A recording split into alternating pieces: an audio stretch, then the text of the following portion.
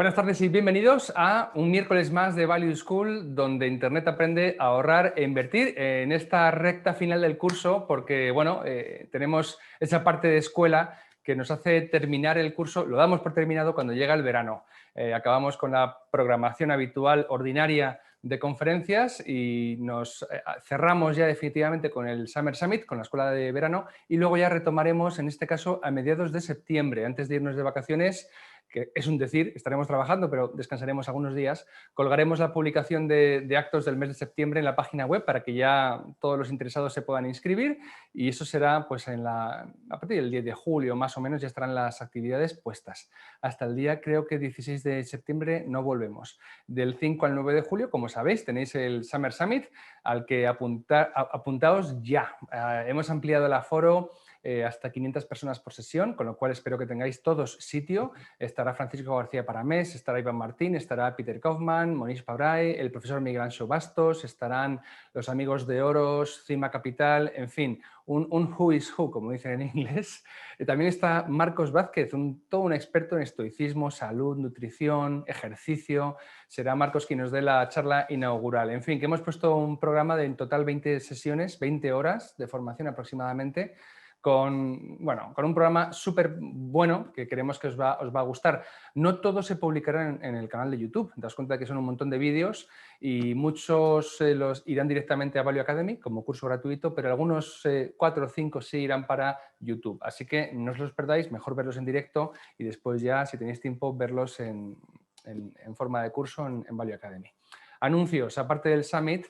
Libros. Hemos publicado 2. El primero, de la colección que tenemos de ensayo económico y político con Juan de Mariana y con Deusto, titulado La cuestión moral de los combustibles fósiles, de Alex Epstein. Totalmente de actualidad porque, como veis, está muy demonizada la industria del petróleo, los combustibles, las energías fósiles, en detrimento de las verdes y limpias. Bueno, pues este es un libro que explica por qué también tienen cabida como forma eficiente y eficaz de generación de energía. Y en la colección de inversión, estas son lecturas también para el verano, el nuevo título, Invertir con John Neff, un libro estupendo de unas 300 páginas que relata la vida de una persona que manejó uno de los fondos de la casa Vanguard y batió al índice de referencia, vamos, un montón de veces. Te lo cuenta con pelos y señales cómo lo hizo, su aventura inversora, y tiene mucho de biográfico.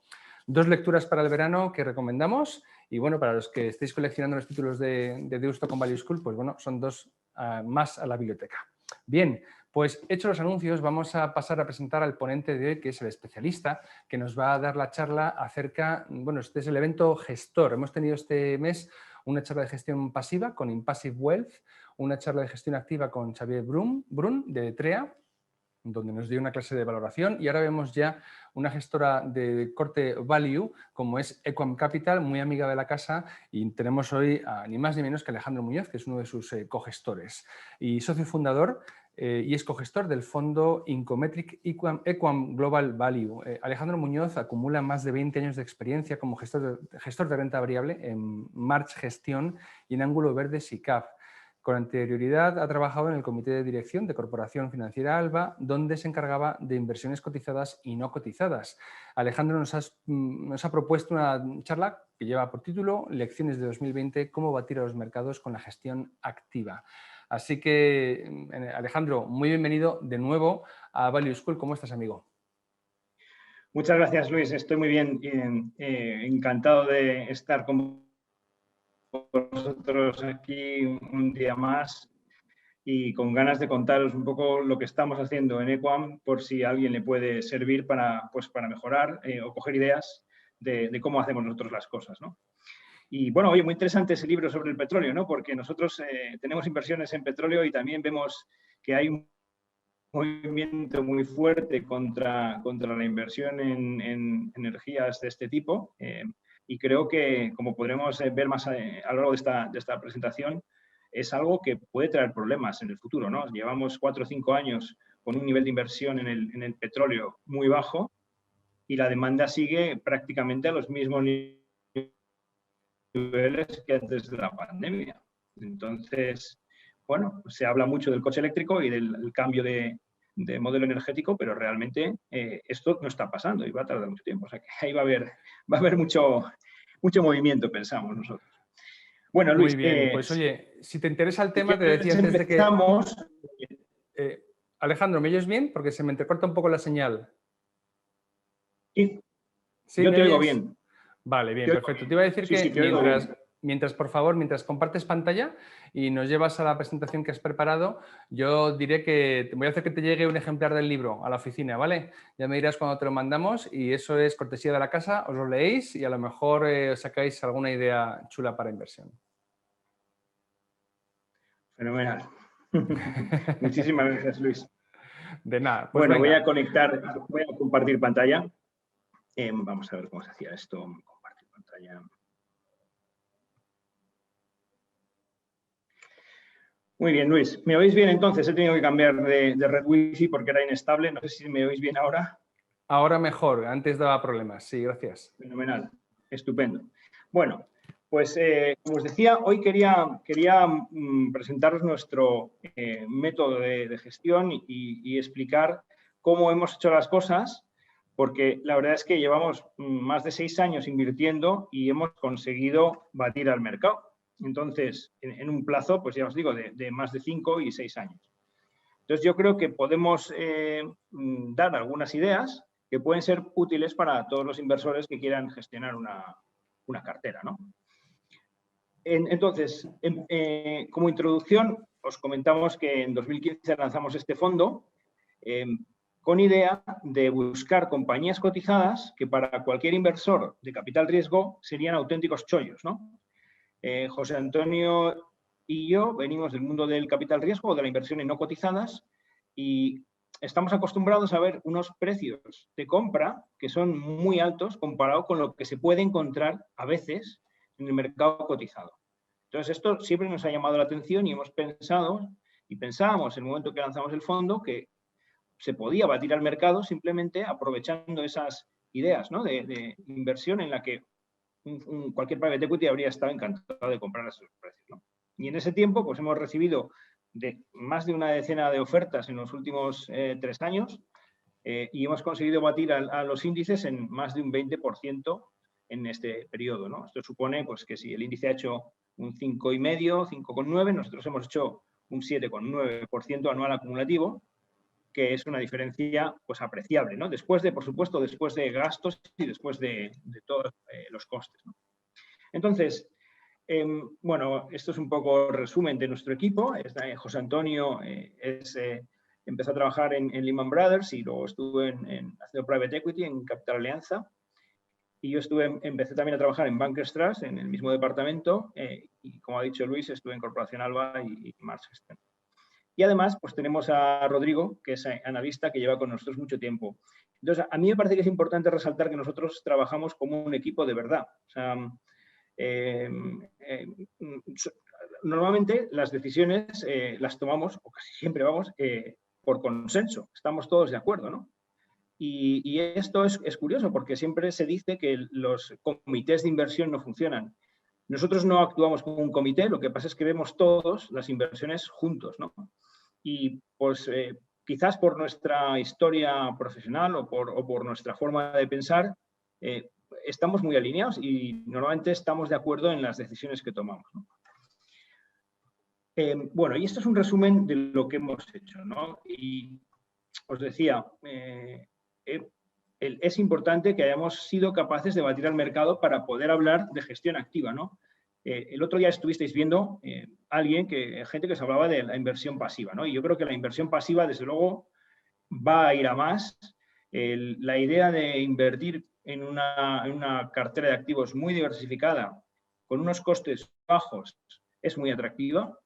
Y la realidad es que batir al mercado es difícil, es muy difícil. Entonces, yo entiendo que para una persona que no tenga mucho tiempo que dedicar para invertir, pues es una alternativa muy buena hacer una cartera de ETFs, ¿no? De fondos pasivos indexados.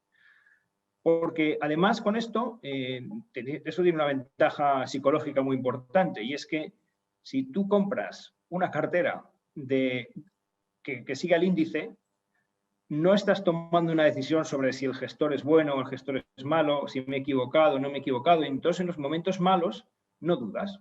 Sabes que eso es lo que hay, eso es lo que está haciendo el mercado y eso da la confianza y suficiente como para que uno pueda olvidarse de la inversión y dejar que las acciones vayan creando valor en el tiempo, ¿no? Entonces, yo reconozco que es una forma pues muy razonable de invertir, ¿no? Pero nosotros, como os decía, pensábamos que podíamos batir al mercado con nuestro método, ¿no? Y con nuestra forma de invertir. La verdad es que han pasado ya más de 6 años y ha sido así. Es verdad que no ha sido así todos los años, pero ha sido así en un plazo largo, ¿no? Que es lo que yo creo que es importante. Entonces, como veis aquí, pues como os decía antes, hemos obtenido un 62% frente a un 43% del MSCI Europe, ¿vale? Que es lo que mejor compara con nuestro índice, ¿no? Con nuestra cartera, porque nosotros estamos invirtiendo en Europa, solo, principalmente, vamos. Y luego, otra cuestión importante también es que, bueno, dentro de nuestra categoría, a 5 años, que es un periodo largo, pues en Citywire nos han incluido en la categoría Europa Value y ahí a 5 años pues estamos ahora mismo los primeros. Vamos, no es nuestro objetivo ser los primeros porque esto depende muchas veces de la volatilidad del mercado, pero ahora mismo estamos los primeros, ¿no? Entonces, yo creo que esto es estos dos datos, ¿no? El performance que llevamos y el ranking dentro de los fondos value, pues yo creo que sirven de refrendo a nuestro método de inversión, ¿no? Y por eso yo estoy muy confiado en contároslo y pienso que de verdad es algo bueno y que en la medida de lo posible, pues, para seguir un modelo que está bien. Oigo un ruido que no sé si es allí o es aquí. Allí, ¿no? Vale. Bueno, esto es una lámina adicional que quería traer sobre las OPAs que nos han hecho últimamente, ¿no? Y es que como nuestro método consiste en comprar compañías que para un fondo de capital riesgo serían muy atractivas, pues lo que han hecho muchos fondos de capital riesgo es efectivamente lanzar ofertas sobre compañías que nosotros tenemos en cartera, ¿no? Y bueno, pues cada año nos hacen 3 o 4 OPAs que generalmente no son al precio al que nos gustaría a nosotros que se hubiera hecho la oferta, son más baratas esas ofertas de lo que nos gustaría, pero en cualquier caso pues nos permiten obtener una revalorización rápida y bueno, pues está bien, ¿no? En algunos casos nos hemos opuesto a estas operaciones y veis ahí la penúltima, que es Hunter Douglas. Hunter Douglas es una empresa holandesa que se dedica a hacer stores para las ventanas, ¿no? Y esto es un negocio que, bueno, puede parecer a primera vista un negocio difícil y competido, porque uno piensa, joder, los stores los pueden traer de China en barco y compites en precio con gente que lo hace más barato. Pero la realidad no es esa, la realidad es que es muy importante la presencia local, porque el store hay que hacerlo a medida de cada ventana, y entonces tiene que haber una red de instaladores locales que son los que van a tu casa y toman las medidas. Entonces, Hunter Douglas lo que ha conseguido es una implantación muy fuerte a nivel local en Europa y Estados Unidos y tiene un control de los mercados en los que está enorme, ¿no? Entonces, es un negocio de esos que a primera vista no parecen muy buenos, pero que luego, después de analizarlo con cuidado, uno se da cuenta que tiene unas fortalezas muy grandes, ¿no? Entonces, bueno, el socio mayoritario ha hecho una OPA a un precio tan bajo que los minoritarios nos hemos juntado y hemos contratado abogados para intentar evitar una OPA de exclusión que nos querían hacer, ¿no? Y el squeeze out, que consiste en que cuando una sociedad, cuando se hace una OPA y se controla más del 90%, te pueden obligar a vender, ¿no? Entonces, nosotros no queríamos esa situación y lo que hemos hecho ha sido oponernos, ¿no? Bueno, esto lo comento. Alejandro, sí, permíteme simplemente por dar un poquito de contexto, el hecho de que vuestras empresas sean tan atractivas, ¿vale? Que son pequeños diamantes en bruto y de repente alguien se fije en esa oportunidad y la quiera opar, quiera comprarla entera, Claro, eso es, primero, os da la razón, habéis encontrado un diamante en bruto que estaba infravalorado.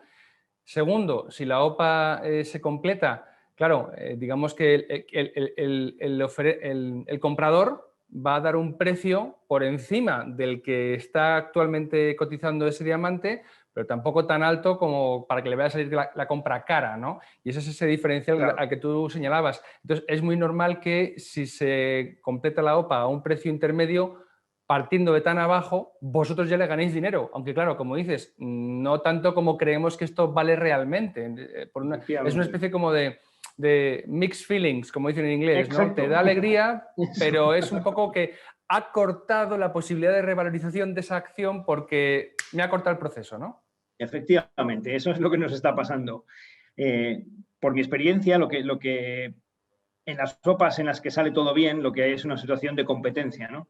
Cuando hay varios interesados simultáneamente en quedarse con la compañía, pues entonces se pelean por la empresa subiendo precios y pagando cada vez más, ¿no? Y esto es lo que no está pasando últimamente. Está siendo muy poco frecuente ver OPAs de este tipo y básicamente lo que están haciendo los fondos es juntarse en consorcios y hacer juntos las ofertas, ¿no? Pues se juntan Corporación Alba, mi antigua casa, con KKR o con EQT y con KBL, y entonces en vez de lanzar cada uno la oferta por su cuenta, lo hacen todos juntos a un precio y ya es difícil que haya alguien que entre en competencia con ellos, ¿no? Entonces, bueno, esto está siendo así y no hay nada que hacer contra ello. Pero en este último caso, como os decía, es que cuando se hace una OPA existe en la regulación la posibilidad de que aunque no vayan a la oferta el 100% de los dueños de la empresa, si van solo el 5%, el 95% y se queda el 5% cotizando, que no quiere vender ese 5% de sus acciones, pues existe el mecanismo que permite obligarles a vender, ¿vale? Entonces, claro, esto es que te obliguen a vender es una cosa muy, muy, muy dura, ¿no? Pero es así como funciona. Entonces, es a lo que nosotros nos estamos oponiendo. Bueno, Muy pero bien, esto, muy bien. y Voy a como hacer veis, una pequeña salvedad porque preguntaba Stacy si eran compañías no cotizadas y diré, son cotizadas, son compañías que cotizan en bolsa y lo que antes había mencionado Alejandro es que tanto él como José Antonio, los dos cogestores del fondo, provienen del campo de las no cotizadas. Ellos estaban acostumbrados a ver negocios que no cotizaban en bolsa y han aplicado ese know-how a los negocios cotizados, los que sí se pueden comprar y vender como acciones en bolsa. Eso es, eso es. Vale. Como veis, los ofertantes, la mayoría de ellos son fondos de inversión. Son fondos que piensan como pensábamos nosotros antes de incorporarnos o de lanzar Equam, ¿no? Entonces, bueno, entonces, ¿en qué consiste nuestro método? Y aquí yo quiero resaltar que hay dos cosas importantísimas en las que hay que fijarse y que van de la mano, que no puede hacerse una buena inversión sin una de ellas, que son el análisis y lo que he llamado con una palabra simple, pero quizás no es la más acertada, ahora explicaré el concepto, a lo que me refiero es la templanza, ¿no? Es esa serie de características personales y de temperamento que te permiten aprovechar las oportunidades. Entonces, claro, es necesario hacer análisis, porque si uno no sabe bien lo que está comprando, desde el punto de vista de la deuda, de su negocio, de cómo son los gestores, de qué perspectivas tiene de futuro, pues uno puede estar entrando en algo que se está muriendo o que está a punto de quebrar. Entonces, es importantísimo hacer el análisis. Un análisis bueno y lo bueno de esta parte del trabajo es que hay muchos sitios donde se puede aprender. En Value School hay mucha gente que explica cómo se hace una valoración, hay gente que trae casos en los que explica qué es lo que hay que mirar en cada una de esas inversiones. Entonces, esto es muy importante hacerlo bien, relativamente fácil, pero se complica en el momento que tienes una cartera de a lo mejor 40 valores y tienes que haber analizado 200 para poder elegir 40. Entonces, esto lo convierte en un trabajo que no puedes hacer a tiempo parcial, yo creo. Vale. Entonces, el análisis es fundamental. Y la otra cuestión importante es la templanza. O sea, hay que saber que para comprar barato hay que comprar en momentos de pánico. ¿Vale? Y es que si no, es muy difícil comprar barato. O hay que comprar en momentos o activos en los que nadie está prestando atención. Y entonces tienes que tener una seguridad que no te va a dar nadie más, porque a lo mejor nadie la está siguiendo, no hay analistas que están siguiendo esa empresa, o el precio de mercado no hace más que caer y tienes que confiar en ti, en tu análisis y tomar una decisión, ¿no? Y luego hay que ser disciplinado, tener mucha paciencia y vender cuando las cosas llegan a su precio. Entonces, esto tiene lo bueno de que es más fácil aún, en teoría. O sea, es más fácil que el análisis, pero en la práctica es lo más difícil.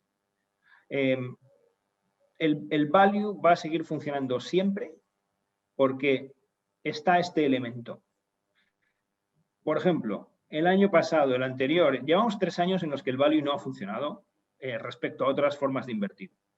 Y entonces la gente pierde la paciencia y dice, es que sí, ya vais hablando aquí del análisis y de las compañías año tras año y esto no para de perder respecto a las compañías tecnológicas. Esto no funciona ya. Bueno, pues la gente pierde la paciencia, que es una de las cuestiones que yo quiero englobar aquí en el concepto de templanza, y abandona el value.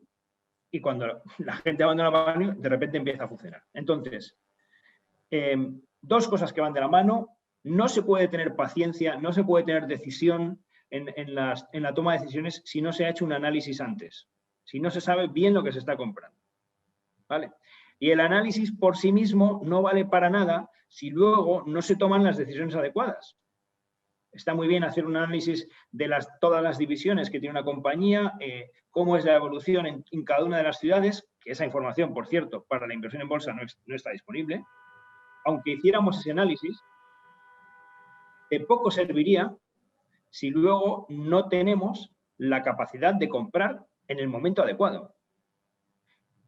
Soportar y tener paciencia a pesar de que temporalmente el precio no nos recoge la realidad. Y finalmente, vender cuando llega a su precio. Entonces, las 2 cosas de la mano, una sin la otra, no da buenos resultados. ¿Vale?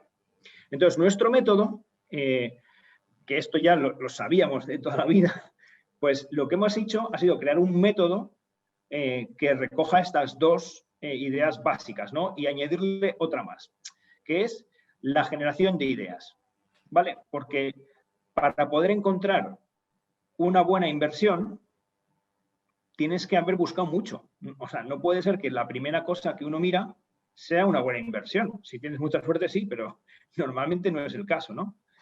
Entonces, nosotros hemos desarrollado un método de generación de ideas propio, que ahora pasaré a contaros. Hacemos un análisis de cada una de las inversiones independiente y os contaré en qué nos centramos, cuáles son las variables importantes para nosotros. Y luego tenemos un método que nos garantiza de alguna manera una ejecución sistemática y disciplinada, ¿no? O sea, que estamos acostumbrados a que cuando las cosas caen nosotros queremos comprar y cuando suben normalmente empezamos a vender, ¿vale? Y esto lo hemos llevado a la práctica con tanta frecuencia que ya sabemos que funciona y lo hacemos, pues como dice Warren Buffett, nos ponemos contentos cuando las cosas caen, ¿vale? ¿Cuál es nuestro método de generación de ideas, ¿no? ¿Cómo conseguimos que lleguen a nuestra oficina, pues, potenciales inversiones que a lo mejor son atractivas? Y aquí os diré que mucha gente utiliza bases de datos, ¿no? y calcula ratios de cotización, se calculan los múltiplos y se hacen filtros con los múltiplos. Nuestra experiencia es que eso no funciona muy bien, que esas bases de datos, que son correctas en muchos casos y cada vez son mejores, no suelen arrojar buenas oportunidades, ¿no? Porque la oportunidad está normalmente cuando el ratio es desfavorable. Por ejemplo, si estamos buscando una compañía que tiene un free cash flow yield alto, eso quiere decir que la caja que genera después de inversiones, lo que le queda a los accionistas, comparado con lo que vale, que es la capitalización, es alto, eso quiere decir que tiene un free cash flow yield alto, que está barata. Bueno, pues eso puede ser que tú corras el filtro en la aplicación, nosotros usamos FactSet, y resulta que encuentras compañías con un free cash flow yield muy alto porque han tenido en el año pasado una generación de caja muy alta, pero esa generación de caja muy alta normalmente es pues, o porque han vendido algo, o porque han tenido extraordinarios, o porque no han hecho CAPEX. Y entonces, vale, esas no son las buenas oportunidades. Y sin embargo, las compañías de free cash flow yield bajo, que a lo mejor han tenido un problema porque han tenido extraordinarios negativos muy altos, o han tenido que hacer un CAPEX, una inversión fuerte ese año, a lo mejor son las buenas oportunidades. Entonces, ese método que usa mucha gente está muy bien, pero realmente a nosotros no nos da ideas que nos convenzan, ¿no? Alguna vez sí, pero muy rara vez. Entonces, lo que nosotros hemos hecho, y que no somos los únicos, hay muchos otros value investors que hacen lo mismo y nos encontramos en las reuniones, es crear una red de brokers europeos, locales, que cubren las compañías cotizadas y que, bueno, pues tienen analistas trabajando para analizar las empresas y organizan reuniones entre inversores como nosotros y compañías cotizadas que están encantadas de buscar nuevos inversores, ¿no? Entonces, nosotros, hasta que llegó la pandemia, pues nos pasábamos el día viajando por Europa y entrevistándonos con la gente que llevaba las compañías, ¿no? Y es verdad que es un trabajo muy arduo porque a veces no salen nada de esas reuniones, pero de repente una sí, y cuando en una reunión has sido capaz de ver los números y a la vez ver que el negocio es bueno y a la vez ver que el equipo gestor pues está comprometido o sea, sacas mucha información que es muy valiosa, ¿no? Entonces, esta es nuestra forma de generar ideas, ¿no? Llevamos ya 6 años y creo que tenemos un buen conocimiento de las empresas europeas cotizadas que están en el tamaño que nosotros buscamos, ¿no? Que es como de 1.500, 2.000 millones, ¿no? Y seguimos porque estas compañías evolucionan y a lo mejor lo que era una empresa que tenía un modelo de negocio hace 4 años, pues a lo mejor ha vendido algo, ha comprado otra cosa y es algo distinto. Entonces hay que seguir pendiente constantemente, ¿no? Claro, nosotros ahora tenemos una lista de unas 400 empresas que nos parecen buenas desde el punto de vista de análisis, que a lo mejor están caras y en las que no podemos invertir porque están muy caras, pero que las tenemos ahí en espera porque siempre pasa algo, ¿no? Siempre hay un momento en el que una de esas compañías buenas de repente pues tiene un mal trimestre y su cotización se ve castigada, ¿no? Entonces ya la tenemos analizada. Esto es nuestro método de generación de ideas, ¿no? Entonces, bueno, lo malo que tiene esto es que hay que dedicarse al 100%. O sea, no puedes dedicarte a esto y estar pues en los ratos libres porque realmente exige una dedicación muy, muy fuerte, ¿no? Pero es que yo creo que invertir para batir a los índices requiere una dedicación profesional, ¿vale? O por lo menos una gran dedicación, aunque no sea profesional. Entonces, ahora pasamos al análisis, ¿no? ¿Qué es lo que nosotros buscamos cuando analizamos una compañía? Entonces, aquí tenemos 2 bloques, ¿no? Compañías que tienen barreras de entrada y negocios estables y sectores que a lo mejor, en los que a lo mejor hay más competencia, ¿no? Lo que quiero decir con esta lámina es que nosotros dedicamos una gran parte del tiempo de análisis a entender el modelo de negocio de las compañías, a entender por qué esas empresas van a seguir generando caja en los próximos 10 años, probablemente sin problemas, a entender por qué la estructura de competencia de esos sectores pues, no es tan dura como en otros sectores, y eso les permite a las compañías ganar dinero durante muchos años. Esto para nosotros es lo más importante del análisis. Es lo más difícil, es mucho más fácil analizar números y analizar valoraciones que analizar modelos de negocio, porque tienes que hacer un ejercicio de un poco de abstracción y entender por qué de verdad ese sector pues, tiene esa protección de la competencia, ¿no? Pero nosotros queremos compañías que tengan esas características, ¿no? Y no todas son así. O sea, si pensáis, pues cualquier empresa que haga productos de electrónica está compitiendo con gente de todo el mundo, con empresas chinas que hacen las cosas muy baratas y que pues, pueden venir a vender bajo coste y destrozar tu negocio, ¿no? Hay muchos sectores industriales que tienen esas características. Y nosotros intentamos no entrar ahí. Si entramos ahí, como veis, donde vemos en el lado de la derecha, que es casi el 20% de nuestra cartera, porque hemos encontrado al mejor de ese sector. En un sector donde hay competencia, lo que tenéis que mirar es cuál es el mejor. En el sentido de que tienen los costes más bajos o los márgenes más altos, o en el caso de Euronav, que son barcos petroleros, eso sí que son todos iguales prácticamente, algunos son más nuevos y gastan menos fuel o tienen mejores especificaciones medioambientales, pero son muy parecidos. Entonces, ahí lo que hemos elegido es el que tiene menos deuda, ¿no?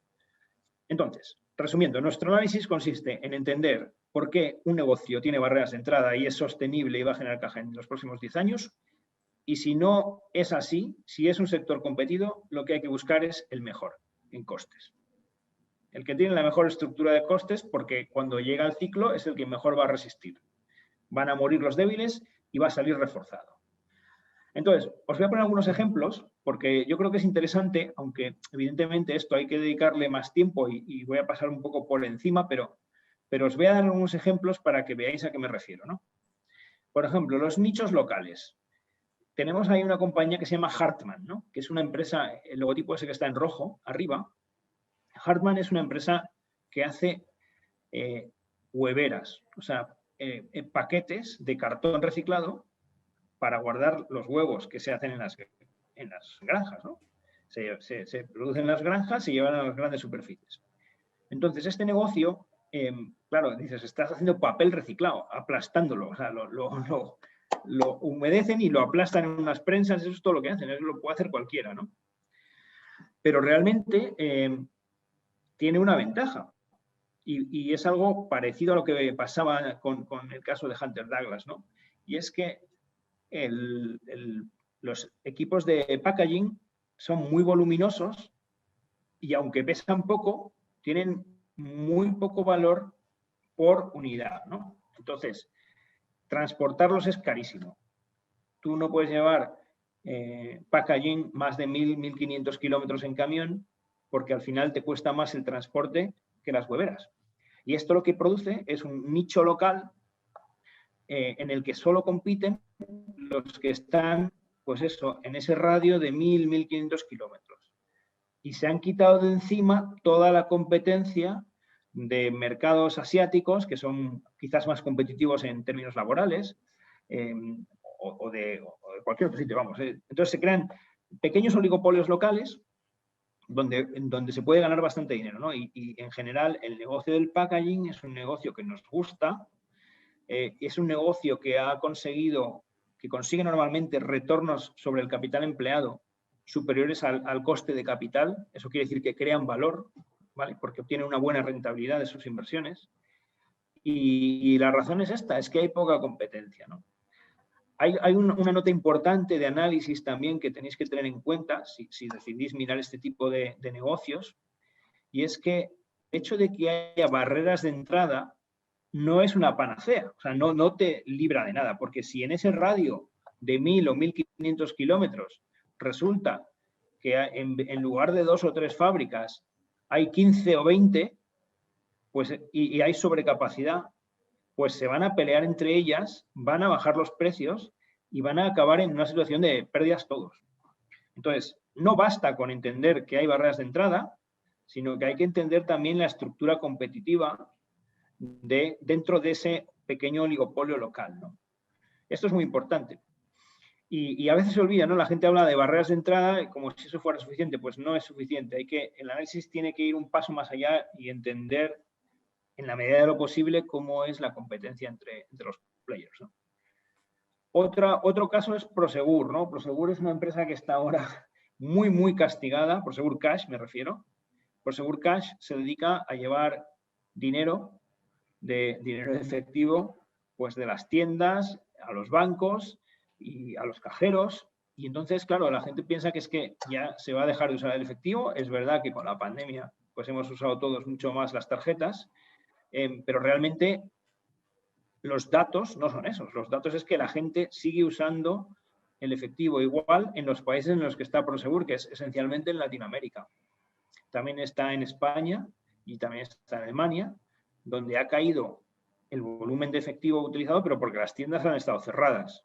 Pero la gente hasta ahora sigue usando la misma caja y los bancos centrales están dando unos datos de emisión de billetes que crecen al 3% anual. Entonces, eso es lo que transporta Prosegur. Esos billetes que son un 3% más cada año. Y con la pandemia creció más todavía. Entonces, el negocio en sí no está tan comprometido como la gente cree, pensamos. Y lo que nos gusta de este negocio es que también tiene una naturaleza local, ¿no? El transporte de efectivo requiere usar unos camiones blindados y tú, para cubrir una ciudad entera, pues necesitas un determinado número de blindados. Entonces, si tú eres Prosegur Cash y tienes al Banco Santander, al Banco Bilbao y al BBVA, tienes a las cajas de ahorros, pues esa misma red de blindados la llenas y haces muchas paraditas en las que consigues cobrar por hacer la parada y ganas mucho dinero. Y el que quiera llegar de cero tiene que comprar el mismo número de coches blindados, o sea, hacer una inversión enorme y resulta que no tiene clientes. Y si consigue un cliente para el que necesita toda esa red de blindados, no va a ser suficiente lo que ingrese por él como para cubrir costes. Entonces nadie se mete ahí. Una vez que alguien está ya establecido, nadie se mete. Y eso te da una estabilidad enorme, ¿no? Entonces, Prosegur en ese sentido, Prosegur Cash es un negocio buenísimo, pero que ahora está sufriendo por dos cosas. Una es, evidentemente, que se ha usado menos el efectivo porque han estado cerradas las tiendas, y una segunda cuestión es la divisa, ¿no? Que es otra cosa que hay que analizar también. Ellos están en Latinoamérica, la divisa en Brasil ha bajado mucho el año pasado, la divisa argentina está siempre bajando, entonces ellos consolidan en euros y entonces, claro, lo que ganan en reales y en pesos, pues vale menos, ¿no? Entonces, lo que ellos hacen siempre es esa pérdida de valor por la divisa la compensan con subidas de precios, porque normalmente hay inflación donde hay devaluación. Una cosa suele ser el espejo de la otra, ¿no? Pero el caso es que este año Brasil ha sido una excepción y ha habido una devaluación muy fuerte y no ha habido inflación. Entonces, esto ha castigado muchísimo a Prosegur porque le ha reducido el valor en euros de todo lo que ganaba en Brasil, pero no lo han podido compensar con subidas de precio, ¿no? Entonces, esto no es sostenible y lo que pensamos es que en algún momento se va a recuperar el real. Y de hecho, se está recuperando ya.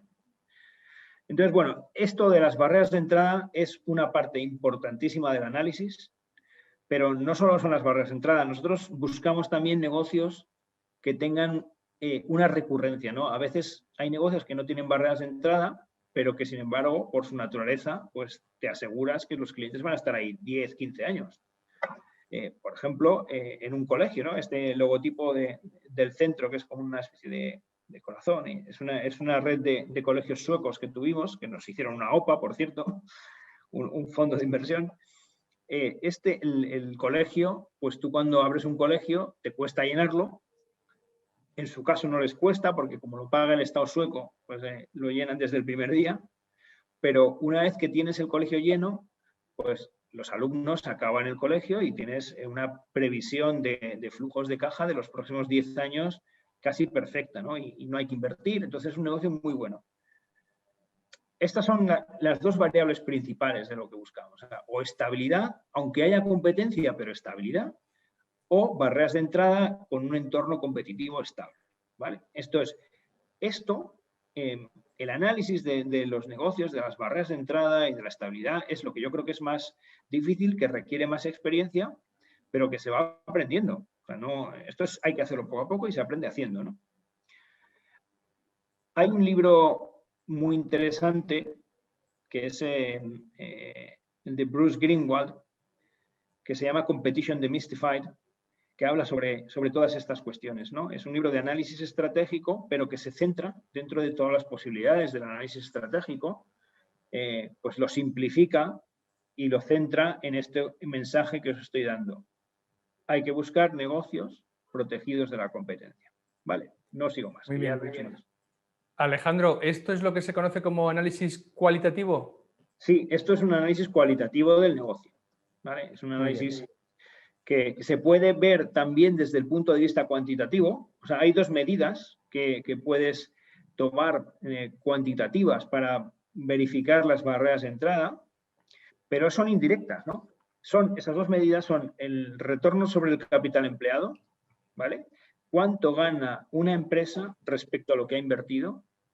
Entonces, si gana mucho, eso es una indicación de que hay barreras de entrada, porque, claro, en el mundo libre capitalista, pues cuando uno tiene una idea buena, gana mucho dinero, los demás lo ven y le intentan copiar.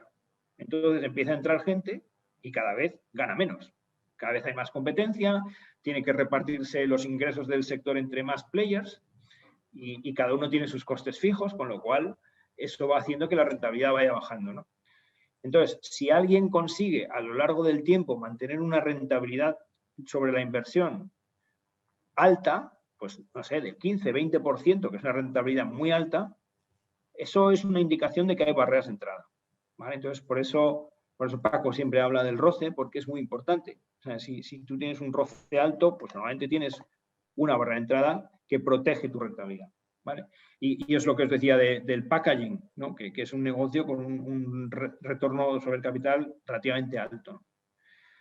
La otra cuestión importante a mirar es la estabilidad de las cuotas de mercado, ¿no? Si uno ve que las cuotas de mercado son estables en el tiempo, si hay 4 players, 5 players que tienen, pues uno tiene un 25, el otro tiene un 17, pero eso se mantiene estable en el tiempo, eso también es una muy buena indicación de que hay barreras de entrada, ¿no? De que cuesta coger clientes, ¿no? Que es la principal barrera de entrada, ¿no? Entonces, esas dos cosas se pueden mirar, pero luego hay que hacer un análisis porque no todo es la cuota de mercado y no todo es el roce, ¿no? Entonces, si no tenemos, o sea, hay veces que hay oportunidades de inversión que son muy atractivas porque la valoración es muy atractiva, porque el negocio es bueno, pero que realmente es un mundo competido, ¿no? Entonces, por ejemplo, tenemos Navigator, que creo que va a hablar de oro. Miguel Ángel, Miguel Ángel va a Sí, hablar. va a hablar de Navigator, entonces no le estropeo la charla, pero básicamente es la mejor del sector, ¿no? Entonces es un sector que está bajando la demanda, pero que cierran capacidad, cierran otros y él se queda siempre ganando mucho, ¿no? Entonces, esto es lo que buscamos, ¿no? Estabilidad o el mejor. Entonces, una vez que hemos mirado que el negocio cumple estos requisitos, desde el punto de vista cualitativo, pues lo que queremos es que tenga también, no sé si he pasado la mina, no me pasa. Ahora. No ha pasado, ¿no? Ahora. Ahora sí.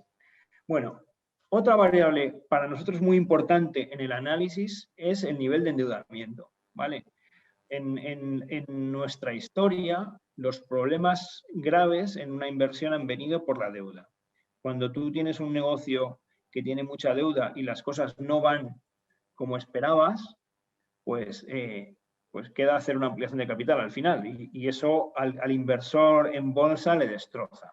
Hay otros, si eres KKR y tienes una inversión privada y ves que esa inversión pues no llega y con la deuda que tiene pues, hay que meter más capital, bueno, pues tú eres el dueño, metes más capital, te baja la rentabilidad un poco, pero el negocio sigue siendo tuyo y bueno, te baja un poco la rentabilidad. Pero es que los procesos de ampliación de capital en el mercado cotizado no son tan simples, o sea, te pueden hacer una ampliación de capital súper dilutiva o vas o entonces sí que te quedas fuera de juego, ¿no? Entonces, bueno, para nosotros es importante evitar estas situaciones, ¿no? Porque es que no es lo mismo ir a una ampliación de capital siendo KKR y sabiendo exactamente lo que pasa en la compañía porque estás en el consejo, porque sabes lo que pasa en la división de Logroño, en la división de Sevilla, en la división de Ámsterdam y sabes cuáles son los problemas y sabes si se pueden resolver o no. No es lo mismo eso que ir a una ampliación de capital en una empresa cotizada donde la información que te dan es una información siempre limitada. Entonces, no te puedes fiar igual, ¿no? Entonces es más difícil meter dinero en una ampliación de capital en una compañía que vale prácticamente cero, que tiene mucha deuda. A veces es lo que hay que hacer, pero es difícil, ¿no? Entonces, nosotros no queremos vernos en esa situación y lo que tenemos es compañías con una deuda muy moderada, ¿no? Como veis ahí, pues el 30% de la cartera tiene una posición de caja neta, el 60% tiene entre 0 y 3 veces deuda EBITDA. Ese es un ratio, por cierto, muy utilizado en la industria, en todas las industrias, ¿no? El ratio de deuda neta, deuda financiera neta, comparado con el beneficio antes de amortizaciones, que es una aproximación a la generación de caja, ¿no? Antes de CAPEX y de circulante. La verdad es que ha habido un cambio contable, que no sé si habéis visto en alguna de las sesiones, pero desde hace un par de años la normativa contable ha cambiado y ahora los alquileres, o sea, cuando una empresa alquila un edificio o alquila una planta, pues antes eran, en la contabilidad, pues era un alquiler, una salida de caja, se paga todos los años, se paga todos los meses, básicamente. Pero ahora han obligado a convertirlo en amortización. Entonces hay que hacer un ajuste en el cash flow y se vuelve, el EBITDA ya no es el EBITDA de antes. Ahora, para tener el EBITDA de antes, habría que restarle los alquileres, ¿no? Y eso a veces es significativo, ¿eh? Lo digo por dar un apunte de análisis, ¿no? De algo que ha cambiado. Es fácil de ver porque si vais al estado de flujos de caja, lo normal es encontrar una línea de lo que llaman los leases, ¿no? IFRS leases. Esos son los alquileres de toda la vida, ¿no? Y esos hay que restárselos a la EBITDA. Bueno, entonces, el ratio deuda-EBITDA, como veis, pues oye, no se puede hacer una afirmación general de que 3 veces es mucha y menos de 3 veces es poca. Depende de los sectores. Hay sectores en los que puedes tener 5 veces deuda-EBITDA porque son súper previsibles, porque son súper estables, súper generadores de caja, como las autopistas, por ejemplo, o como algunas utilities, ¿no? Empresas de electricidad. Bueno, pues tienes unos activos que sabes que generan caja y que puedes tener más deuda, ¿no? Pero bueno, en general nosotros no queremos pasar de 3 veces y bueno, tampoco queremos tener solo caja, porque os podéis imaginar con los tipos de interés que están las compañías financiándose al 1% a plazos muy largos, pues oye, el no aprovechar eso también es una pena, ¿no? Entonces, pensamos que algo de deuda está bien, pero sin comprometer la estabilidad financiera del.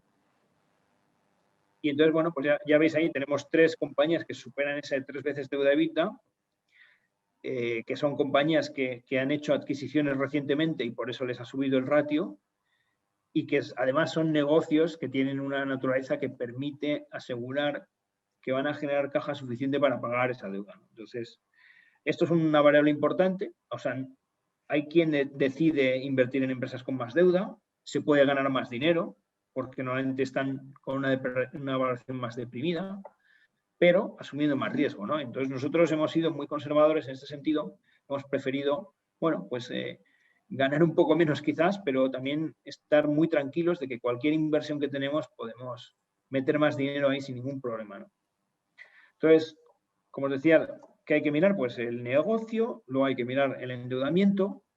Nosotros también miramos quiénes están detrás de la compañía, si hay un accionista de referencia que ponga un poco de orden, porque yo también en mi experiencia he visto muchas compañías cotizadas en las que no hay nadie que tenga la voz cantante, y entonces, bueno, pues si los consejeros son responsables, como en la mayoría de los casos en los países nórdicos, pues no pasa nada, porque, oye, no hay nadie poniendo, como dice el refrán, ¿no? El ojo del amo engorda al caballo, pues no hay nadie mirando al caballo, pero ese caballo es muy responsable y lo hacen bien, ¿no?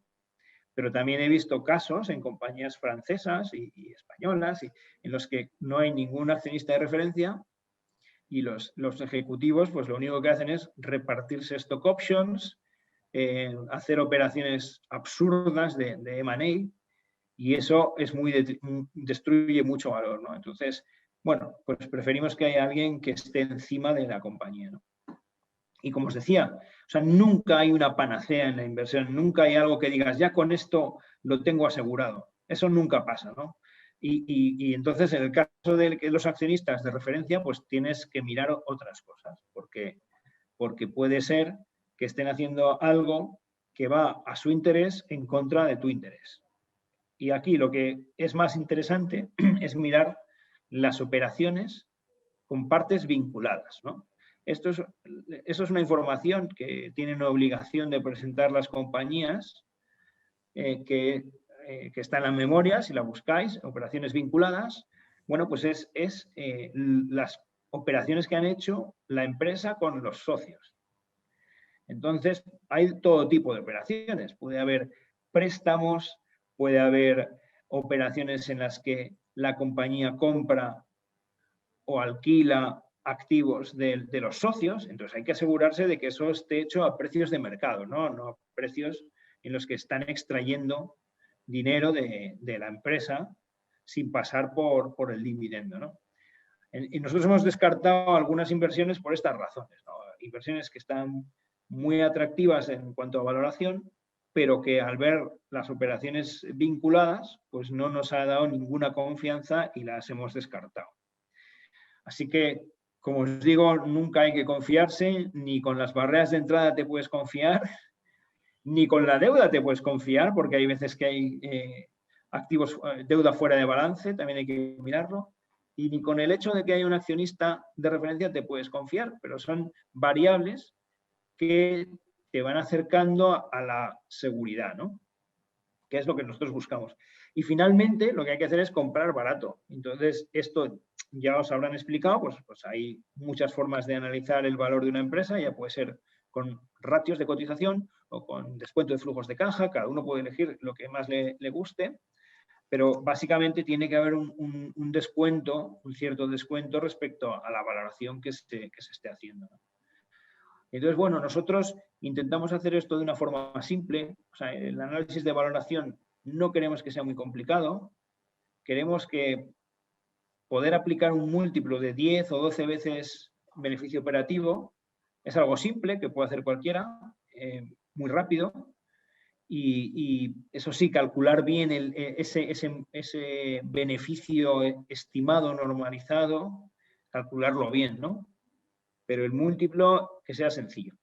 Entonces, esto tiene una ventaja muy grande y es que ayuda mucho en la siguiente parte que voy a explicar de la toma de decisiones, ¿no? Ahora vamos a ver cuáles son esas variables importantes, pero básicamente tienes que tener las cosas claras, ¿no? Tienes que tener unos números simples como para que el día que hay un crash en esa compañía, tú puedes abrir tu hoja y decir, vale, estos son los números que yo hice en su día. Ahora, ¿qué ha pasado? Vale, han bajado las ventas un 5%, ha bajado el EBITDA un 10%, que es mucho, ¿eh? Estos son caídas de las que había en la pandemia.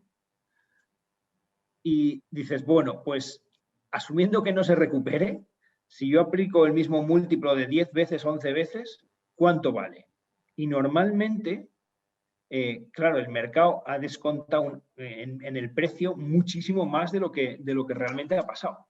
Entonces, pero esa decisión la tienes que tomar de una forma sencilla, porque si lo que tienes es un modelo de 5.000 líneas y empiezas a cambiar las variables, pues eso no da mucha confianza en esos momentos, ¿no? Lo que da confianza en esos momentos es algo que tu mente pueda entender. Y tu mente entiende fácilmente, oye, pues 10% menos de beneficio, multiplico por 10 y ¿cuánto vale eso? Comparado con lo que vale la empresa, ¿no? Entonces, la simplicidad en el análisis es importante. No tengo una lámina para eso, pero es la última parte, ¿no? La valoración. Entonces, bueno, hay otra serie de cuestiones de distintos fondos de gestión activa que merece la pena comentar y aquí os posiciono cómo estamos nosotros. O sea, hay fondos que quieren comprar empresas con mucha calidad, como lo que os decía antes, ¿no? Las barreras de entrada, la previsibilidad de los flujos de caja, la estabilidad de los clientes. Y hay otros fondos que eso no les importa tanto, pero les importa muchísimo que esté baratísima la empresa, ¿no? Y es una metodología que también funciona, que ha funcionado siempre y que seguirá funcionando. Lo que pasa es que, bueno, ahora estamos en un mundo de tipos de interés bajos y ha tendido todo más hacia la calidad, ¿no? Pero yo creo que hay espacio para todo. Entonces, nosotros nos posicionamos más en la búsqueda de empresas buenas que de más baratas, ¿no? Luego hay otra variable importante que es qué hace el gestor respecto a la dirección de la empresa. ¿Se olvida completamente lo que pongo ahí, hands off, o está encima todo el día? Entonces, y las dos cosas también tienen sentido, ¿no? Pero hay lo que llamamos ahí activista, que es esos inversores que tienen una opinión muy fuerte sobre lo que está haciendo la empresa y se ponen en contacto con la empresa, le intentan convencer de que haga determinadas cosas, incluso en algunos casos salen a los medios criticando a la compañía. Ese es un camino de activismo que no suele dar buenos resultados. Hay otros que lo hacen de una forma mucho más constructiva, hablando con las empresas y diciéndoles, oye, mirad, ¿no habéis pensado que eso que estáis haciendo, mirad lo que hace la competencia, mirad los resultados que tiene la competencia? Eso sí que funciona, porque hay muchas veces que las empresas están metidas en su negocio y necesitan una visión externa que les dé pues otro punto de vista, ¿no? Y esa visión externa, cuando viene de un inversor que lleva 30 años, 40 años viendo situaciones similares, a veces es muy valiosa, ¿no? Entonces, bueno, nosotros empezamos siendo muy hands-off, poco a poco nos hemos ido involucrando más con los gestores, dando nuestra opinión, cuando, por supuesto, nosotros siempre con absoluto respeto, porque las compañías, la gente que las lleva sabe muy bien lo que tiene entre manos, salvo contadas excepciones, ¿no?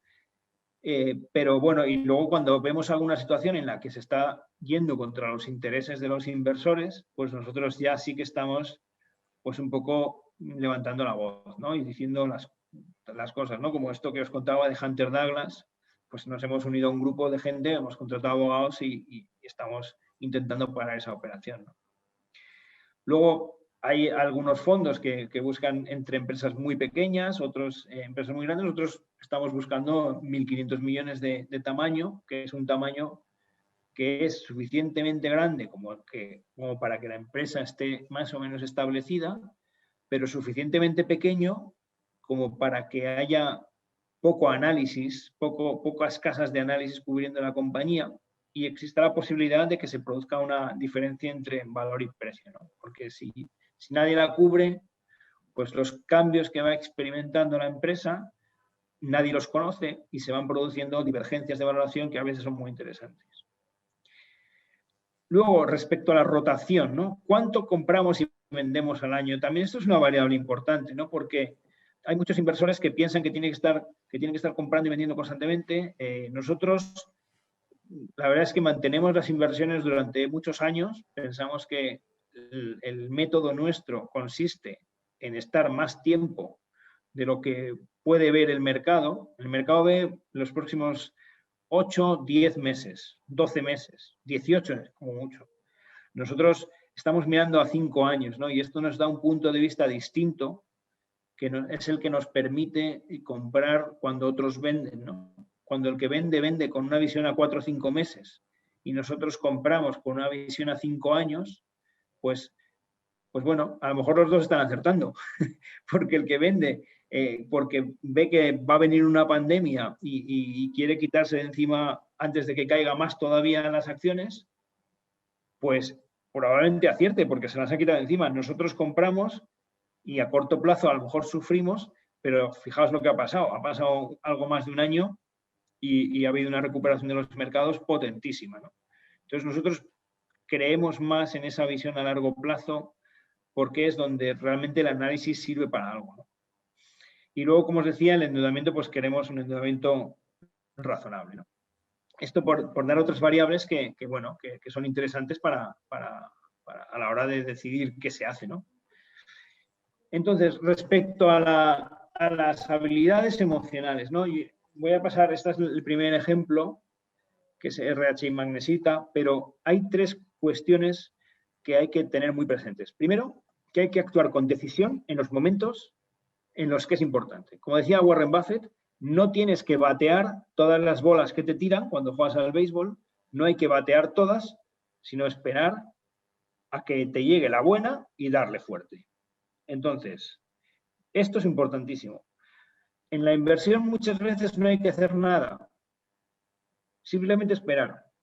Nosotros mientras esperamos analizamos otras empresas, pero a veces no hay que hacer nada. Y de hecho el año pasado hicimos relativamente pocas cosas, ¿no? Pero cuando llega la oportunidad hay que actuar con decisión y con fuerza, porque si no, se te pasa. Entonces, está muy bien haber hecho un análisis muy complejo, tener un análisis de la compañía buenísimo, pero si llega la oportunidad y no haces nada, no vale para nada. Entonces, aquí os traigo el ejemplo de RHI Magnesita, que es una empresa que llevábamos tiempo siguiendo. Es el resultado de la fusión de RHI y Magnesita y se dedica a hacer ladrillos de materiales refractarios, derivados del magnesio, ¿no? Son ladrillos que se utilizan para los altos hornos, para los hornos de acero, para los hornos de cemento, para los hornos de cristal. Entonces, esto es un negocio, bueno, pues que tiene sus altibajos, pero que nos gusta porque es un pequeño oligopolio. RHI Magnesita y Vesuvius tienen unas cuotas de mercado muy altas, consiguen unos retornos sobre la inversión buenos, razonables, y resulta que, bueno, pues nosotros la estábamos siguiendo porque como resultado de la fusión se van a generar unos ahorros muy importantes, unos ahorros derivados básicamente de que las compañías tenían, RHI estaba enviando materiales a Estados Unidos y Magnesita a Europa. Y entonces, como ahora tienen fábricas en los dos sitios y se están centrando cada una en su área y están consiguiendo unos ahorros enormes, ¿no? Bueno, eso y más cosas, ¿no? Entonces, y además tienen minas de magnesio, que estaba en un momento, pues bueno, y ahora, o sea, malo, y ahora está mejorando, ¿no? Entonces, durante la pandemia tuvo una caída, como veis ahí, pues que pasó de 50 en 2018 a 19 en 2020, ¿no? Es una caída muy fuerte y nosotros, vamos, empezamos a comprar cuando llegó a 31, que nos parecía que era un precio atractivo, ¿no? Pero cuando llegó a 19, estábamos comprando con mucha intensidad. Compramos mucho a 19. Esto es lo que yo llamo decisión y es fundamental para ganar dinero, ¿vale? Y esto es lo que de verdad es más difícil. La gente no se atreve a hacer esto. Y a veces es comprensible, te tiemblan las piernas, dices, pero ¿cómo voy a entrar en una cosa que cada día vale un 5% menos? O sea, es que compro hoy y mañana vale un 5% menos. Pues me espero a mañana. Y al día siguiente te esperas a mañana y de repente se te ha pasado el arroz, porque de repente sube un día un 15% y ya es demasiado tarde, porque ya también te da miedo. ¿Cómo voy a subir a comprar una que ha subido un 15%? Entonces, lo que nosotros hacemos es asumir que vamos a comprar algo que va a estar más barato mañana. Y vamos comprando poco a poco. Oye, empezamos a 31, cae, pues compramos más, y sabemos que si llega a 10 incluso, tenemos pensado seguir comprando. Entonces esto es fundamental, esto es donde se gana dinero, ¿vale? Pero para poder hacer esto, tienes que estar seguro de que no tiene mucha deuda la compañía, de que es un negocio que va a seguir ahí y de que la valoración no es muy cara, porque si estás comprando a 10, pero aún así es una valoración cara, pues no tiene por qué recuperarse, ¿no? Entonces, el análisis es fundamental para poder hacer esto, ¿vale? Y bueno, pues nosotros estamos convencidos de que esta compañía, que el año pasado lo hizo peor, como veis ahí, el EBITDA bajó de 490 a 380, pues porque se pararon muchas fábricas, el sector de automoción se paró completamente, la producción de acero bajó, pero ya se está recuperando. La producción de acero es mucho más estable de lo que parece. Normalmente tiene pequeñas fluctuaciones de año en año, pero no cambia mucho. Lo que cambia es el precio del acero. Eso sí que es muy volátil, pero el precio del acero no le afecta a RHI.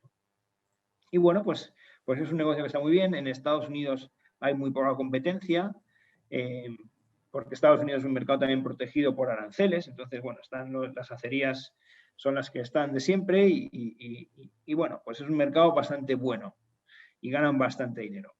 Y van a ganar más cuando el precio de la magnesia suba y van a ganar más todavía cuando las sinergias se produzcan, ¿no? Y se están produciendo.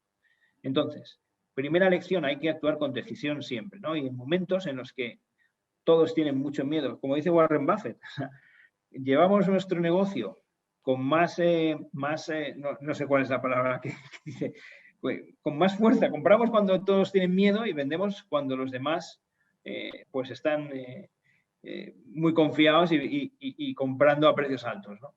Hay que hacer lo contrario. Siguiente caso. La siguiente variable es la paciencia. Esto es, la paciencia no es esperar unos meses, o sea, la paciencia es esperar años. Y es esperar años en los que las cosas te van mal o en los que las cosas no te van tan bien como esperabas, ¿no? Pero no porque estén yendo mal las compañías, sino porque el mercado no lo reconoce.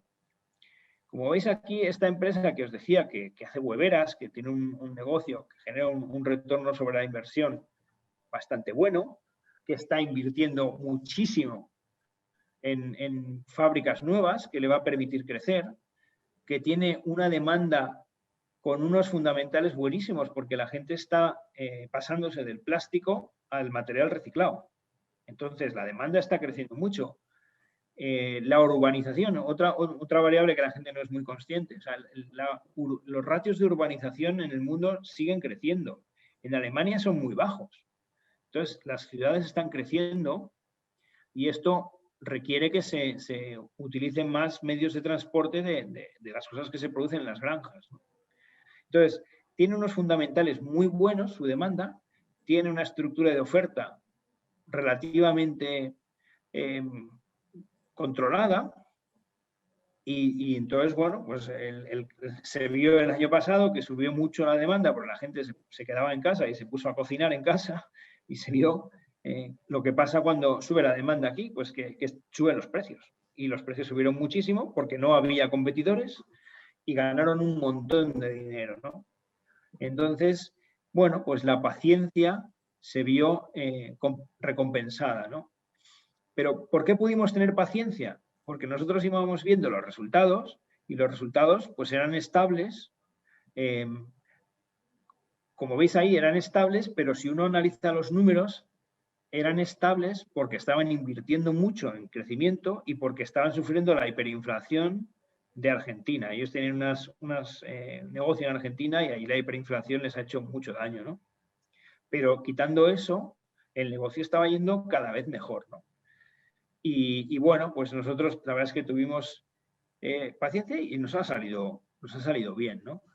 Pero porque estábamos seguros que no tenía deuda, o tenía una deuda que podía pagar sin problemas, que el negocio iba bien, que estaba en un oligopolio y que la valoración era atractiva, ¿no? Porque un negocio de estas características a 7 veces, 8 veces EBITDA es un precio atractivo para nosotros, ¿no? O sea, importante, paciencia de años. Nosotros tenemos muchas inversiones en las que llevamos años y os diré que nosotros hemos seguido cada una de nuestras inversiones. Creo que tengo un gráfico detrás, así que lo voy a decir luego. Pero nosotros vendemos ganando casi siempre. O sea, esperamos a que llegue el momento en el que, aunque a lo mejor por el camino hemos estado perdiendo, pero al final de 3 o 4 años, siempre llega un momento en el que estamos ganando. Y ahí es cuando vendemos, si no nos gusta la compañía, ¿no? Así que autocontrol, ¿no? Autocontrol y no ponerse nervioso. Quizás es mejor no mirar las cosas demasiado. Nosotros tenemos 40 valores, vemos los trimestrales, pero hablamos con las compañías a lo mejor una vez al año, 2 veces al año, algunas veces más, porque nos interesa, no porque estemos preocupados, pero hay que tomárselo con calma, olvidarse un poco de estar pendiente, pero sin agobiarse, ¿no? Porque si no, no se puede tener paciencia. Muy bien, estupendo.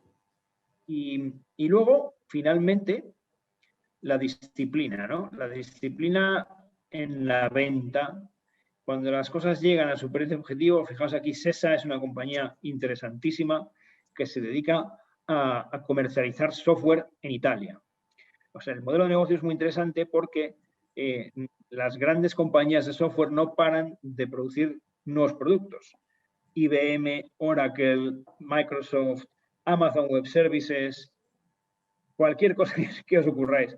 En la ciberseguridad no paran de salir productos porque hay una necesidad enorme, ¿no? Entonces, estas empresas americanas no tienen la capacidad comercial para explicar a cada una de las pymes italianas o españolas o inglesas cómo funcionan sus productos, porque es una cantidad de innovaciones tecnológicas enorme, ¿no? Entonces, SESA lo que hace es contratar unos ingenieros para cada producto de IBM o de Amazon Web Services, los convierte en auténticos especialistas en esos productos y luego se dedica a comercializar ese producto en Italia, entre los integradores de sistemas y entre las pymes, ¿no? Entonces, se genera un efecto red muy importante porque para tú competir con SESA necesitas primero ganarte la confianza de todos los vendors, ¿no? Que es como se llama en el argot a las compañías americanas que hacen software, básicamente. IBM, Amazon.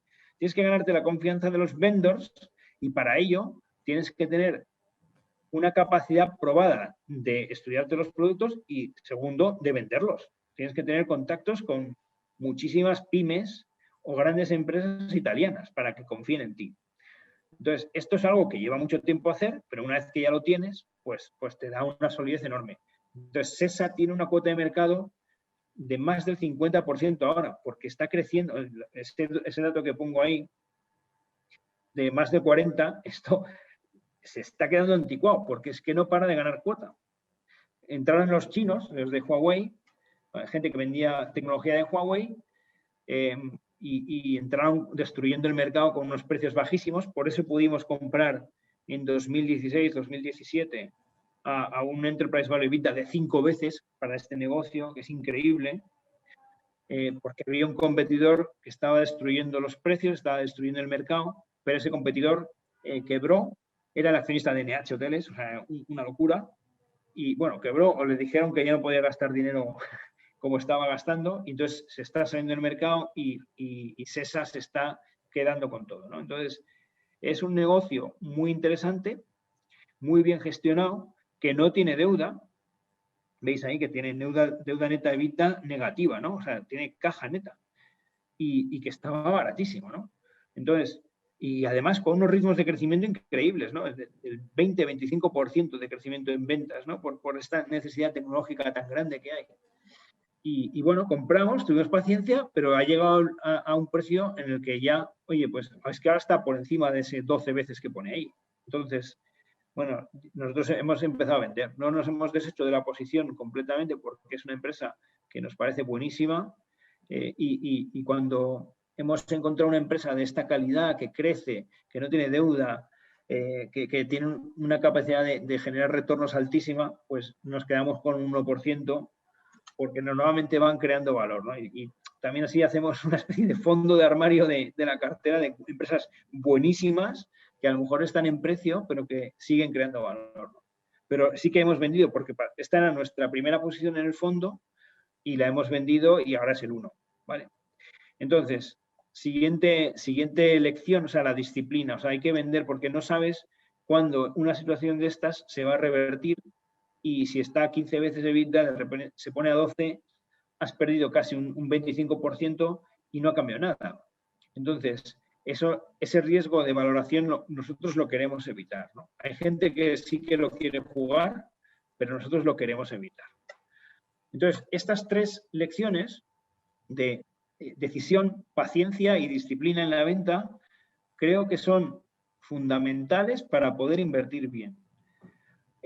No puedo decir que son más importantes que el análisis, porque es que si una cosa sin la otra no funciona. No puedes tener una moto y decir, no, es que la rueda de adelante es más importante que la de atrás. O sea, sin ruedas no funciona. Pero las dos son importantes, pero esta igual de importante que el análisis. Porque de verdad que si no, o sea, lo que puede pasar, mira, por ejemplo, veis ahí el gráfico en 2020 tuvo una caída muy fuerte al principio. O sea, y ahí podíamos habernos asustado y haber dicho, oye, que es que estabas perdiendo aquí una barbaridad y haber vendido, ¿no? Pues no hicimos eso. O en 2018, que también fue un año muy malo, aquí casi no se ve porque la escala por la buena evolución que ha tenido en la pandemia, pues cambia la escala, ¿no? Pero de finales de 2018 a principios de 2019 tuvo una caída enorme y no había ninguna razón para ello, ¿no? Entonces, bueno, pues hay que aguantar esas cosas, ¿no? Y eso es, de verdad, que creo que es lo más difícil.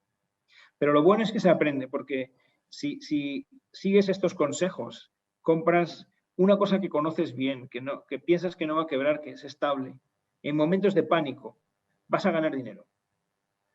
Si tienes paciencia. En momentos de pánico, con paciencia, vas a ganar dinero. Entonces, si lo repites una serie de veces, se va aprendiendo, el cerebro va aprendiendo que el ir contra el instinto primario funciona. Y entonces, lo que hay que hacer es hacerlo.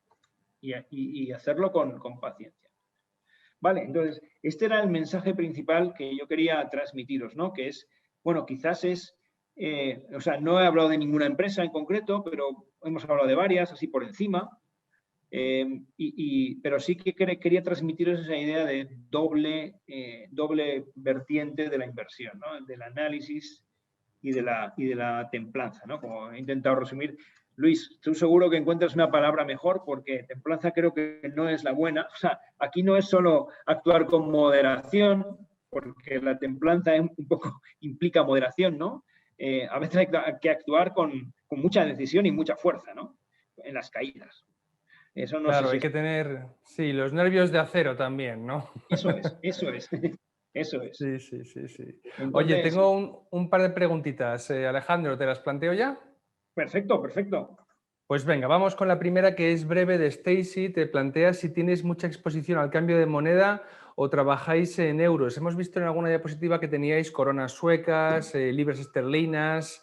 Sí, Para empezar, sí. esto es una pregunta muy interesante, porque un debate que existe siempre entre los gestores es ¿qué hacemos con la divisa, no? Si tus inversores están invirtiendo en euros, pues el cubrir la divisa lo que te permite es que si hay cambios fuertes y rápidos de la libra o del dólar, pues no les afecte. Pero nosotros no cubrimos la divisa, ¿vale? Entonces, y hay una razón detrás de esto, y es que normalmente en los activos cotizados, cuando hay una caída de la divisa, se suele producir un movimiento inverso de la cotización. No inmediato, pero sí a medio plazo, ¿no?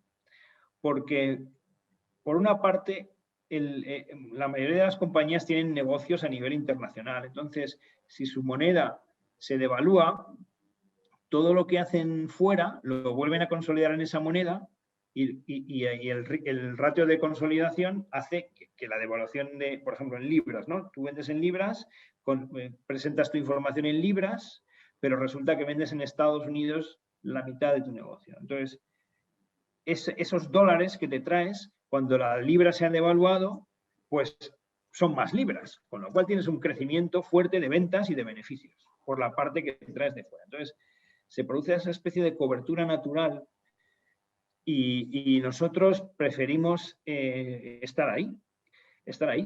La verdad es que, bueno, y también es verdad que está nuestro dinero metido en el fondo, y yo prefiero también tener algo de diversificación en divisas, aunque esa diversificación, como os digo, es teórica, ¿no? Porque realmente el que esté cotizado en libras o reporte en libras tiene una implicación relativa. Entonces, nosotros no cubrimos la divisa. No la cubrimos. Muy bien, muy bien. Gregorio te pregunta si cuando una compañía empieza a bajar de forma significativa, os entran las dudas. Y sobre todo, ¿cómo diferenciáis entre miedo de mercado y error de inversión? A ver, cuando una compañía cae, no hay que actuar ciegamente, ¿vale? Porque hay veces que pasan cosas.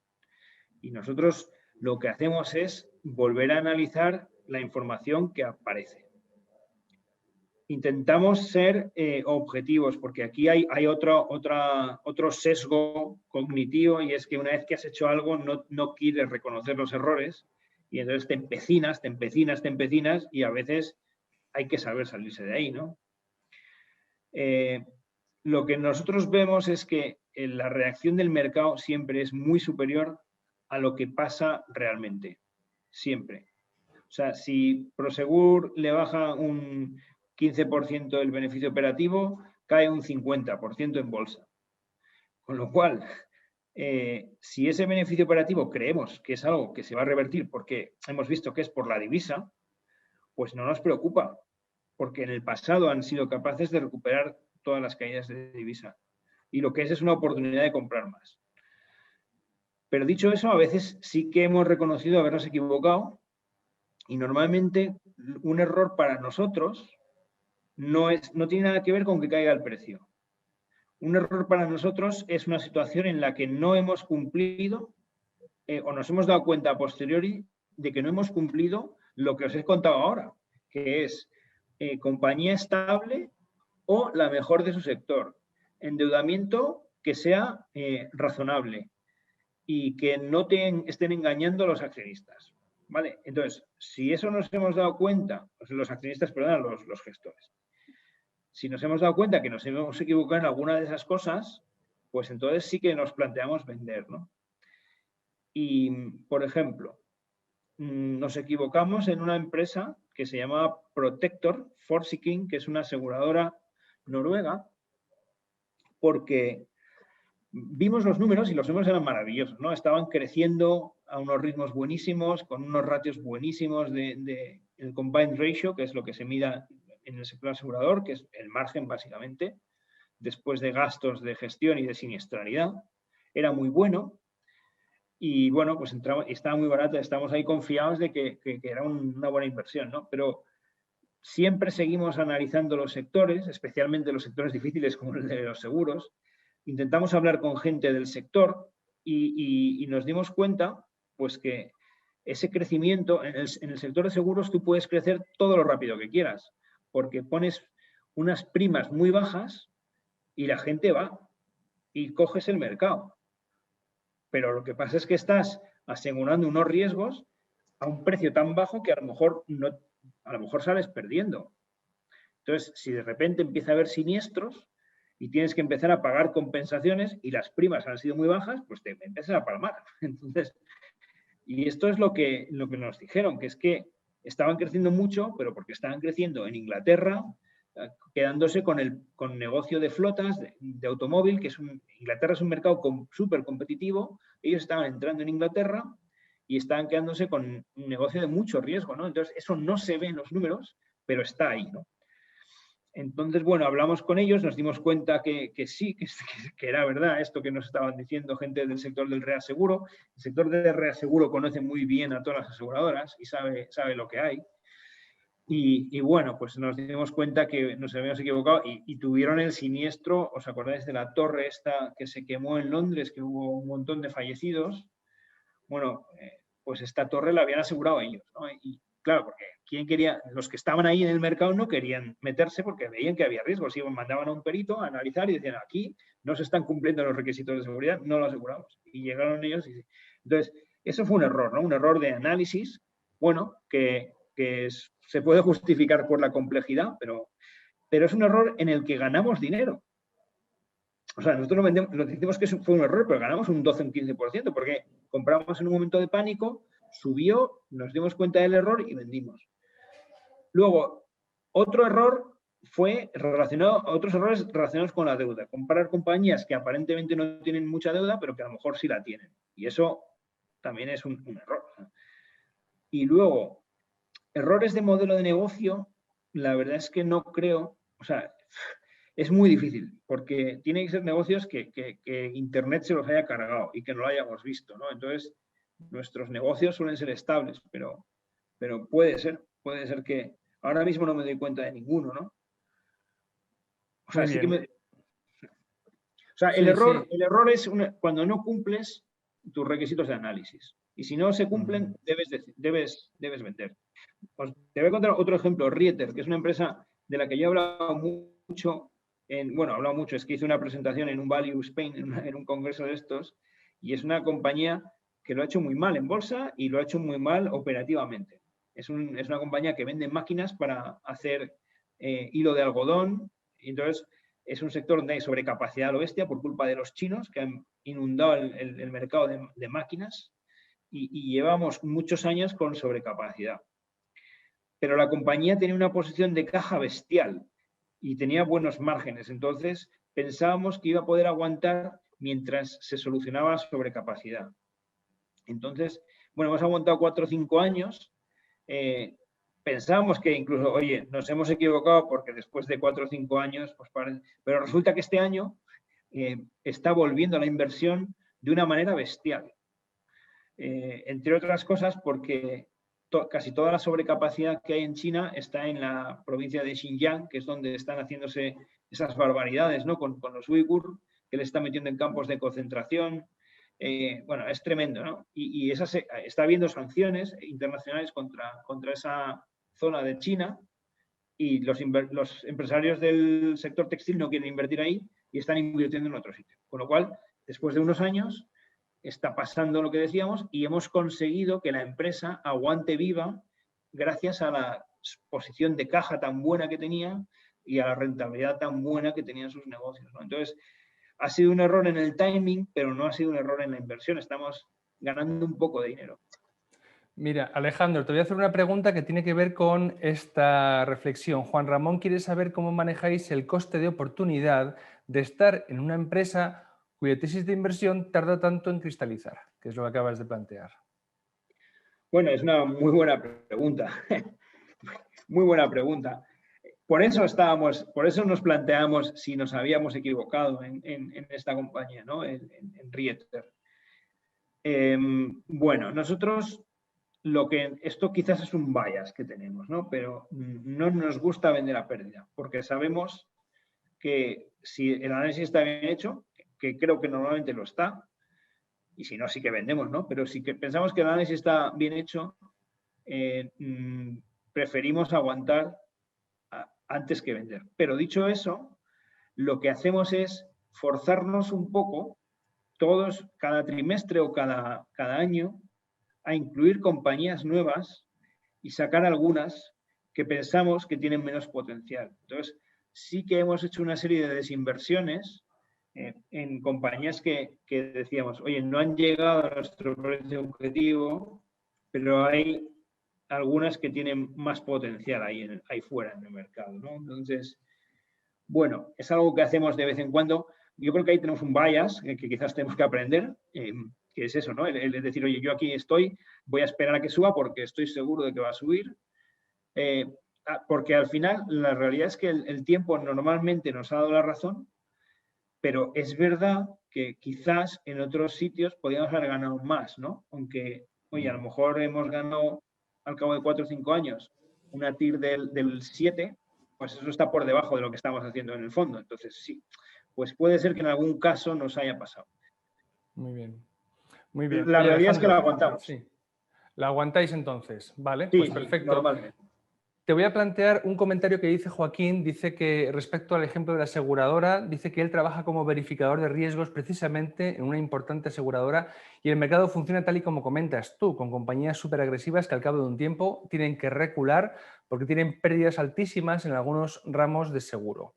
Gracias, Joaquín, por el comentario. Y ahora, si puedes brevemente, Gregorio te pregunta cómo identificas la deuda que no está en el balance. Respuesta rápida. Bueno, sí, fuera de balance, normalmente hay que mirarse la memoria y hay que mirar notas y ver si hay, por ejemplo, hay muchos casos, cada caso es distinto, ¿no? Pero hay veces que hay compañías que tienen sociedades que no consolidan, pero que tienen mucha deuda y en la que tienen ahí una participación.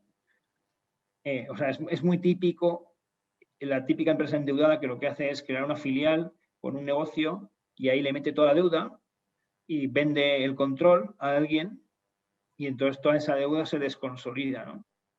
Y ya no la consolidas más, pero está ahí. Y en el fondo, en los bancos normalmente te piden un aval de la matriz sobre esa deuda, ¿no?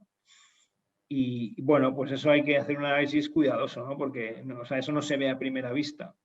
Y a veces son contratos que tiene la compañía que no se ven en ningún sitio, pero que una vez que están normalmente en la memoria, y se puede leer, pero que si los interpretas bien dices, Bueno, esta compañía está asumiendo aquí unos pagos futuros que a lo mejor son fijos y sus ingresos son variables. Entonces, esos pagos fijos casi es como una deuda oculta, ¿no? Bueno, no sé, o sea, hay muchas cosas que pueden aparecer como deuda oculta, ¿no? Muy bien. Pero básicamente es las sociedades desconsolidadas, ¿no? Que te meten ahí, se meten todo y lo sacan y entonces no aparece. Nosotros tenemos una inversión en el ECNOR, que es una empresa que nos encanta.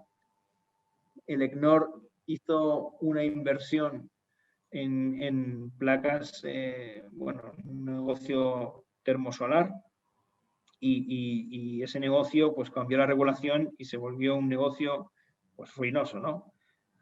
Entonces llegaron a un acuerdo con los bancos y los bancos pues básicamente les han reducido la deuda y la deuda la van a poder pagar y la van a poder pagar con lo que generan las plantas termosolares, pero no más, no van a sacar nada de ahí probablemente. Entonces, pero esa deuda tampoco aparece en el balance porque está en sociedades que ellos ya no controlan, ¿no? Entonces, la deuda está ahí.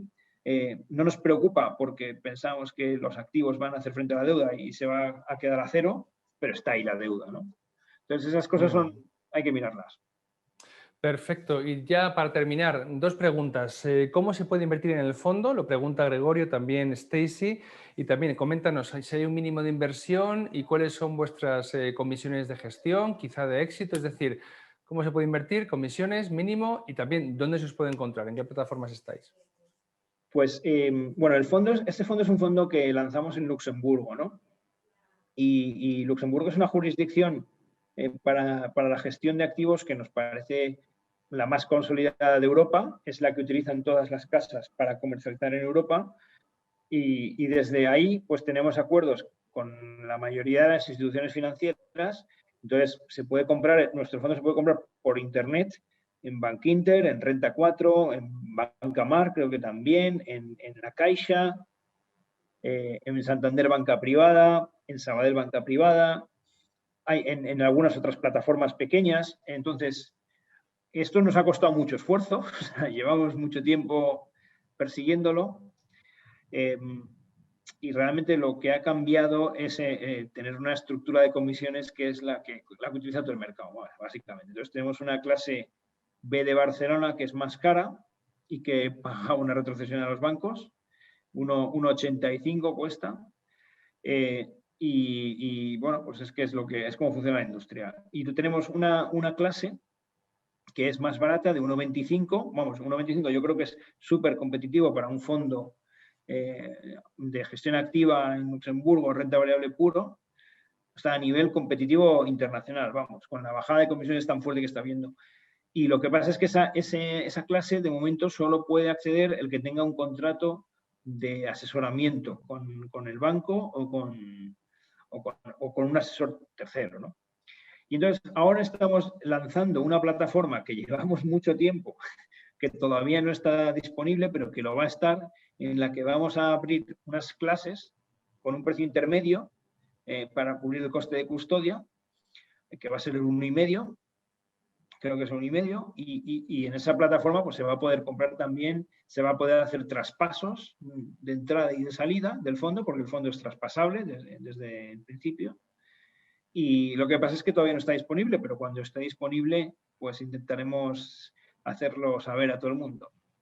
Bueno, pues perfecto. Eso nos gustará a todos conocer esa información cuando surja el momento. ¿Cómo se llama el fondo en Bankinter y en el Banco Santander? Dice Stacy. Pues creo que se llama Incometric Equam Global Value.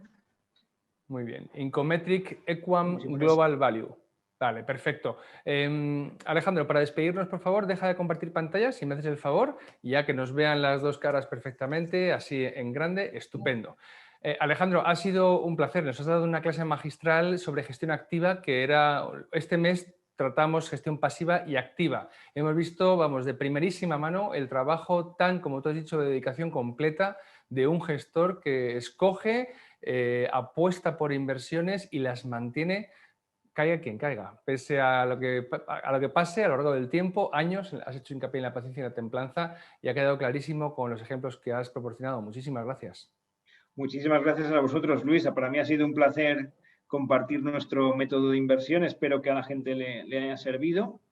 Y cualquier duda que tengáis, pues yo encantado de responderlas. Si se la hacéis llegar a Luis, intentaré contestaros. Y encantado también de volver cuando nos digas, Luis. Esto ha sido una Perfecto. experiencia, como siempre, buenísima.